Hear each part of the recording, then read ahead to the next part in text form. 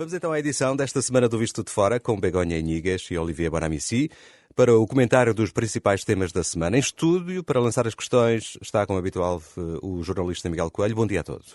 Olá, bom dia. Bem-vindos ao Visto de Fora de 3 de dezembro, com os suspeitos do costume, como o Oscar já aqui disse, a Begonha e o Olivier. Bom dia aos dois. Como estão? Tudo bem? Bom dia. Bom dia. O Olivier Bonamici e a Begonha Inigas olham aqui todas as semanas para os acontecimentos que vão marcando o país e a Europa, e recordo que o programa é uma parceria da Renascença com a Euronet, a rede europeia de rádios. Euronet Plus. O alfabeto da Covid ganhou esta semana uma nova letra. Omicron é o nome da mais recente variante do vírus que há praticamente 2 anos atormenta a humanidade. Esta nova estirpe terá tido origem na África do Sul. Muitos países decretaram proibição de voos provenientes do sul do continente africano para tentar impedir a propagação de contágios, numa altura em que ainda se sabe pouco sobre a eventual maior gravidade desta variante. Depois de tudo o que já passámos, Olivier, esperavas este pânico manifestado nomeadamente por muitos governos e que, inclusive, levou António Guterres a falar até em apartheid de viagens? Sobre a questão do pânico, falamos um pouco na última semana, mas agora em relação às declarações de António Guterres, por um lado eu acho que ele tem razão, por outro lado eu acho que a questão de fechar as fronteiras neste momento, na minha opinião, faz algum sentido em alguns países, porque é evidente que temos que ter muito cuidado com esta nova variante, antes de termos outras informações mais seguras, por assim dizer. Agora, onde ele tem razão, António Guterres, tem a ver com a desigualdade vacinal, porque apesar da questão ser um pouco mais complexa, por exemplo, no caso das Antilhas francesas, não é só pela falta de acesso às vacinas que as pessoas não estão vacinadas, também existem razões culturais. Na própria África do Sul isso acontece. Sim, digo bem, às vezes, exatamente. Agora, onde ele tem toda a razão é a desigualdade vacinal. E mais, ao longo dos tempos, sabemos que existem egoísmos nacionais, por exemplo, na luta contra a pobreza, com problemas graves, que nunca tiveram uma resposta global. Ora, desta vez, é um novo desafio para a humanidade, porque desta vez a questão de resolver, não a questão a nível global, vai complicar cada vez mais a questão da pandemia.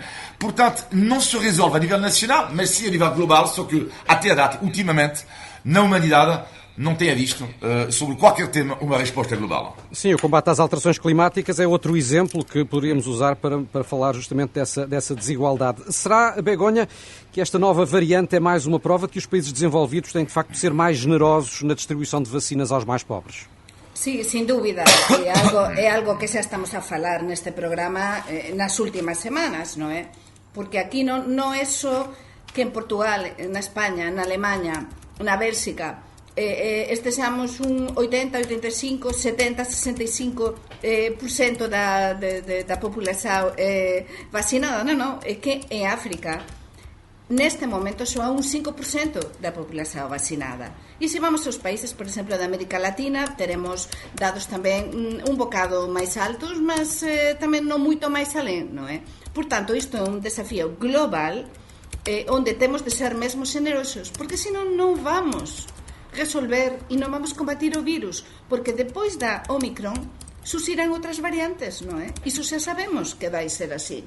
Portanto, temos de ser generosos e temos de pensar numa nova, como perguntabas, distribuição das vacinas, sem dúvida. Sendo que esta nova estirpe surgiu numa altura em que a Europa estava já a braços com uma nova vaga da pandemia e agravada também pelo facto de muitos países, inclusive europeus, terem taxas insuficientes de vacinação, e cada vez se fala mais na vacinação obrigatória. A própria Presidente da Comissão Europeia defendeu esta semana que esse debate deve ser feito.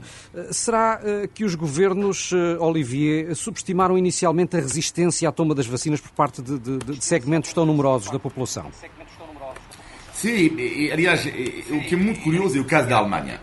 Quando sabemos que, no caso da Alemanha, na campanha eleitoral, quase todos estavam contra a vacinação obrigatória, o próprio Olaf Scholz.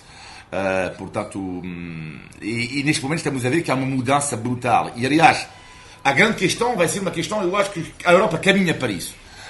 Mas já andamos a dizer isto há bastante tempo, há algumas semanas. A grande questão tem a ver com a questão da Constituição. No caso da Alemanha, o Tribunal Constitucional disse que, recentemente, que a Alemanha tinha, a Angela Merkel tinha toda a razão, não havia problema nenhum ao ter observado um confinamento no ano passado. Agora a questão é ver também o controle. Porque isto levanta algumas questões constitucionais, apesar da Alemanha ter dito ok para o confinamento. Agora, levanta uma outra questão, é como é que vamos controlar isto? Porque com algemas não, quer dizer, estamos em uma democracia, já obrigar pessoas a serem vacinadas já levanta muitas questões a nível ético e não só. Agora, multas sem algemas, quer dizer, uma coisa é vacinação obrigatória nos países democráticos, é um sistema que será complicado de aplicar, acho. Mas é uma opção também, Begonha, que mostra como muitos países já estão aqui a dar provas de algum desespero. Sí, sin dúbida. E de feito, por exemplo, a ministra de Saúde española, non é? Carolina Darias, ontem precisamente confirmou e disse, fez umas declarações neste sentido, a dizer que no caso español non ten sentido o da vacina ou a obrigatoriedade da vacinação, precisamente porque máis do 80% ou aproximadamente 80% da população xa se vacinou, non é? Mas, sin dúvida, isto é un debate que está cada vez máis presente e eu penso que vamos para a vacinación obrigatoria, porque vai ser, máis unha vez, non resolvemos só o problema se na Europa, únicamente na Europa, si pomos a vacinación obrigatoria, porque o virus, como é global, en algún momento non vamos a estar con as fronteiras fechadas sempre, con as restricións nos aeroportos sempre, é dizer, que isto, antes ou depois, as variantes se expanden, non é? E em breve vamos ter também, diz Olivier, para completar, por favor. Sim, desculpa. Não, só para acrescentar um pequeno ponto, que também vai depender da nova variante. Porque ainda não sabemos, não é? Temos que ver um pouco a taxa de mortalidade, por exemplo, nas pessoas mais jovens. Que é evidente que pode haver um vírus mais grave, uma variante, aliás, mais grave, claro, pode haver mais consenso acerca da população sobre a questão da vacinação obrigatória. Uma variante que não é assim tão mais contagiosa, mas com efeitos iguais ou menos graves, isto, neste caso, pode, é evidente, colocar muito em causa a questão da vacinação obrigatória. Mas eu gostava também de tranquilizar os nossos ouvintes, porque o que estão a dizer os especialistas, as pessoas que sabem, é que, neste caso, todo aponta, é verdade que é muito cedo, isto é muito recente, esta variante realmente ainda não conhecemos bem, mas todo aponta a que esta variante, ainda que é hipercontagiosa, não é tão grave vamos aguardar. Portanto, vamos aguardar. Eu gostava de ouvi-los sobre as vacinas infantis que vão chegar em breve à Europa. Dia 13 está prevista a primeira remessa, embora também aqui se mantenham divididas as opiniões, mesmo entre os especialistas, não é? Há quem continua a opor-se e a considerar desnecessário vacinar as crianças. Qual é o sentimento predominante nos vossos países sobre a vacinação das crianças e até que ponto também, Olivier, falavas nisso há pouco, até que ponto o aumento de casos, o agravamento da pandemia, a nova variante, etc., podem contribuir para vencer resistências? Bem, eu acho que a situação nos nossos países, mas não sei o que é que a Begonha vai dizer em Espanha, mas imagino que é a mesma coisa. Eu acho que na Europa a questão aqui que é fundamental levanta, como evidente, questões éticas, de consciência, saber se aceitamos ou não que os nossos filhos levam uma vacina, sendo eles tão pequenos, não é? A questão também é que dizem os primeiros estudos que apenas neste momento para as crianças em situação de risco. Agora, também lá, a grande questão também tem a ver com o facto de haver tantos casos nos países europeus nas escolas. E sabemos que depois uma criança apanha isto na escola e depois volta para casa infectada, às vezes sem sintoma, e depois são os pais e são os avós que levam sintomas mais graves. Portanto, isto levanta grandes questões. Begonha.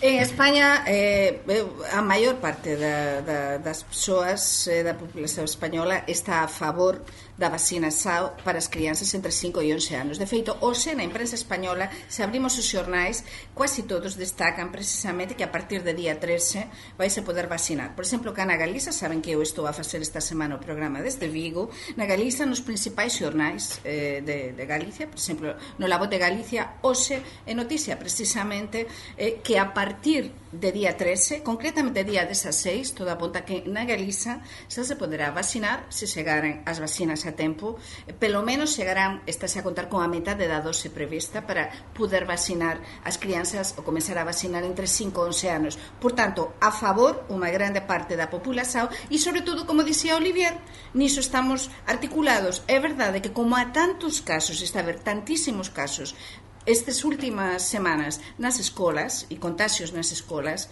acho que é importantíssimo neste momento tentar frenar e parar estes contagios. Travar o avanço aqui desta vaga. Exatamente. Mas não é só de pandemia que falamos, e já não bastava a Covid, voltam a soprar ventos conflituosos de leste, não é? Com 100 mil soldados russos junto à fronteira com a Ucrânia.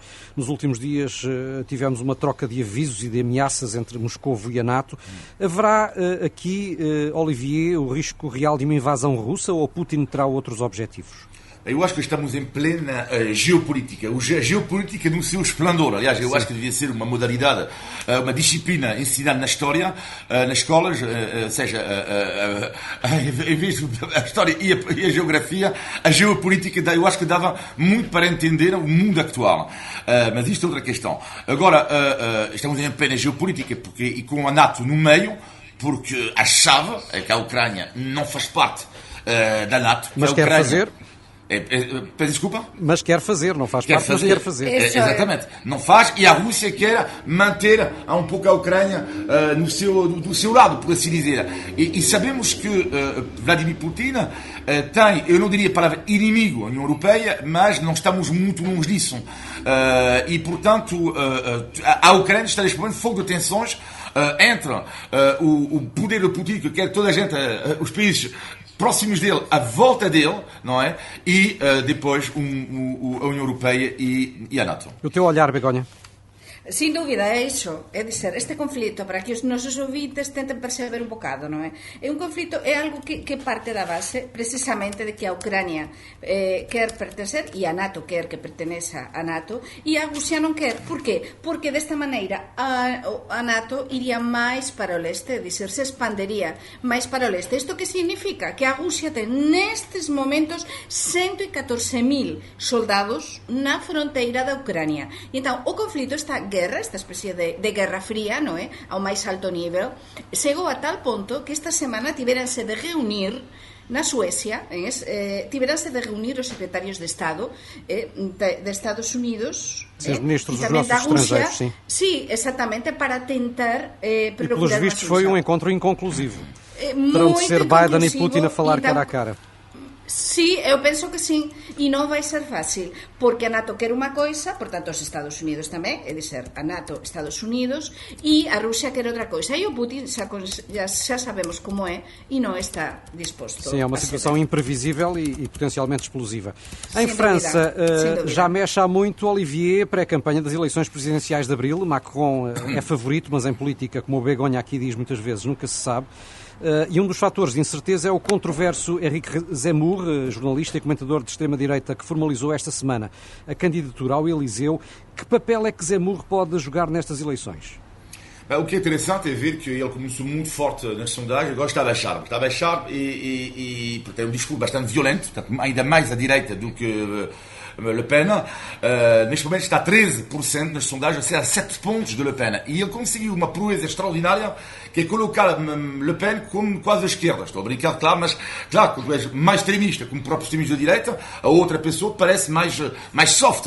E ela é, de facto, isto é um facto, ela é muito mais soft do que Éric Zemmour. Agora, o que é curioso é que em França, 35% dos franceses nas sondagens votariam extrema-direita na primeira volta, só que, e isto é sempre curioso em França, depois, na segunda volta, a extrema-direita é derrotada, porque existe ainda em França o plafond, ou seja, eles podem fazer 35-40 na primeira volta, mas normalmente na segunda perdem, e aliás nas sondagens Macron ganharia sem grandes dificuldades contra a extrema-direita, mesmo que ele não ficasse no primeiro lugar, porque a partir da segunda volta haveria uma espécie de coligação anti-extrema-direita. Mas como tu disseste muito bem, temos que ter muito cuidado com os prognósticos.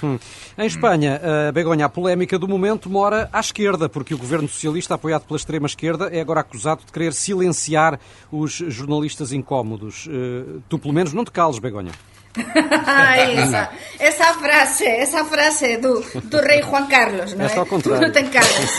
En fin, non, mas isto para que tamén perceban os nosos ouvintes. Isto foi así, imaginen que acontece en Portugal algo así, acho que non se permitiría, e é de ser un grupo de todos os grupos a esquerda no Parlamento, imaginen que acontecese en Portugal, escriberan os representantes parlamentares, os líderes parlamentares destes partidos, é dizer, desde o Partido Socialista até os independentistas vascos, todos os partidos que, digamos, apoian ao goberno do Pedro Sánchez no Parlamento para aprobar as leis, escreveran, fixeran un escrito dirixido á presidenta do Parlamento Español, Meritxell Baset, para que?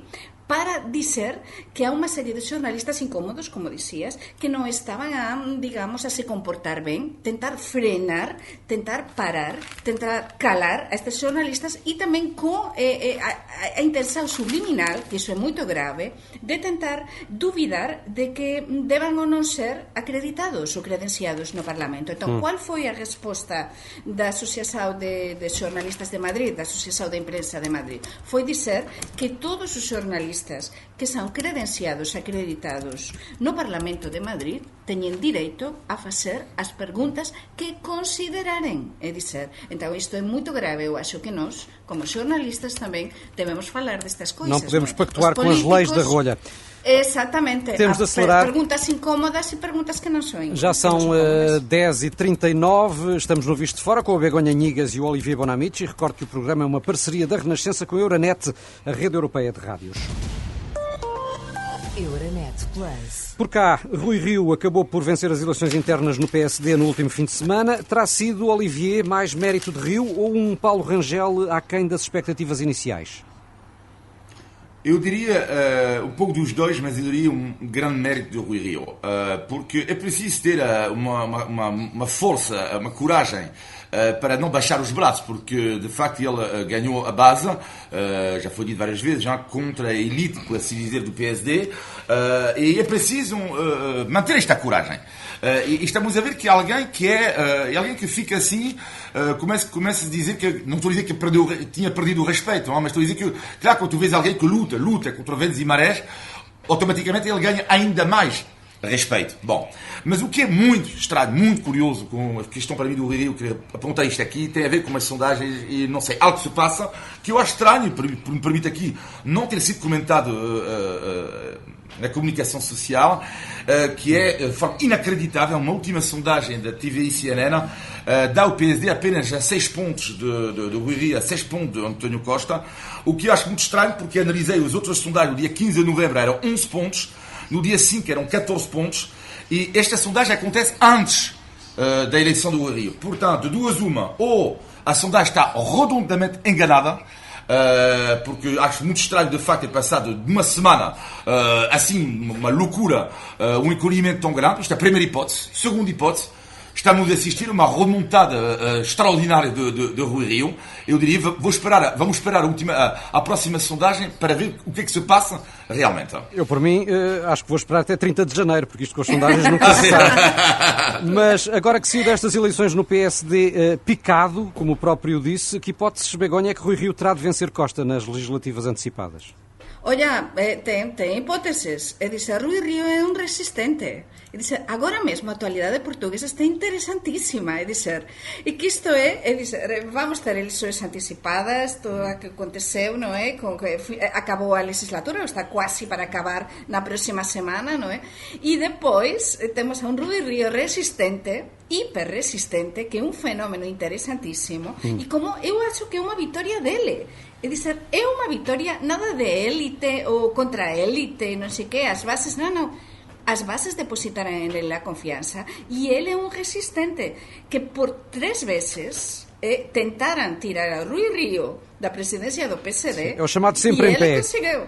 É sempre en pé. Por iso, pode acontecer cualquier coisa. E entón, en termos xornalísticos, é que isto é interesantísimo.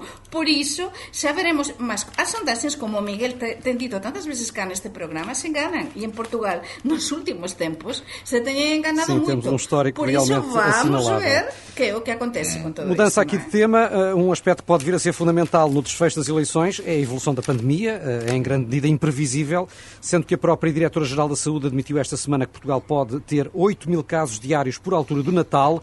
O que eu pergunto é, Olivier, com uma previsão destas, as medidas que entraram em vigor anteontem serão suficientes? Eu sempre fui bastante, em geral, diria, bastante positivo, bastante a elogiar, de certa forma, em geral, o trabalho de Portugal nesta pandemia. E desta vez, eu não sei se tem a ver com a saída do Almirante. do Almirante, mas desta vez vou ser muito crítico, por alguma, mas muito mesmo. Três pontos, mas super rápido. Primeiro, não entendo como é que se promovem os testes e nem a testagem. Não há capacidades, aliás, de testagem à altura do que se deve fazer, que é testar ainda mais. Ora, sabemos das notícias, não há. É muito complicado. Eles exigem para ir ao estádio de futebol ou para ir a um restaurante, mas o estádio de futebol, neste caso, o passo sanitário. Mas neste caso, tens que ter capacidades para isto. Tomamos uma medida, tens que ter capacidade para isso. Segundo ponto, eu não entendo a lentidão da primeira dose de reforço, da dose de reforço. Não entendo como é que é possível. Estamos a 3 semanas do Natal, como é que é apenas, neste momento, para as pessoas de mais de 65 anos. Eu não entendo, porque em outros países é muito mais rápido. E, finalmente, não entendo como é que é possível. Conheço pessoas à minha volta que querem ter a primeira dose de vacina e é um percurso do combatente, até na internet, não é assim tão simples, porque há pessoas que, neste momento, querem apenas e só levar a primeira dose de vacina e não é assim tão simples como podíamos pensar. E em relação ao Natal, Begonha, será que o Governo e o Presidente da República estão a ser realistas ao manter esta ideia de que os portugueses vão poder festejar normalmente o Natal? Xa temos falado sobre isto cá, non? Isto de deixar tudo como responsabilidade, na responsabilidade de cada un é complicado. Se aconteceu no ano pasado, sabemos o que aconteceu, é verdade que era outra situación, mas neste momento temos Omicron a pegar moito forte, non? E a crecer moito rapidamente os novos contagios. Por tanto, eu acho que sí, que están a ser preparadas medidas de contingencia, novas medidas e, sin dúbida, penso eu que se isto continuar a crecer o número de contagios e chegamos a ese número do que falabas, 8.000, 7.000 por día, 6.000 e tal, sin dúvida que Falei se eu van citando anunciar... a Diretora-Geral da Saúde, ela é que disse que as previsões apontam nesse sentido. Mas essas previsões, se se cumprirem, esperemos que não, oxalá, sin dúvida que se van a anunciar restrições e temos de estar prontos para isso. E com a pandemia também em pano de fundo, Portugal foi esta semana notícia um pouco por todo o mundo por causa do Belenenses Benfica, não é? Porque a equipa da casa tem um surto de Covid, por sinal com a variante Omicron, que se descobriu depois isso, mas houve mesmo jogo, com o Belenenses a começar com 9 jogadores e a partida a acabar logo a seguir ao intervalo. Decorreram, entretanto, vários dias. Olivier, já conseguiste perceber o que se passou? Não consigo. Sim, porque consegui explicar que é o pandemónio do futebol português e não é de agora, com as buscas. Portanto, eu faço uma ligação entre isto e as buscas, porque em alguns clubes de futebol, porque isto mostra em que estado é o futebol neste momento em Portugal, e não é só em Portugal, mas neste caso estamos a falar de Portugal.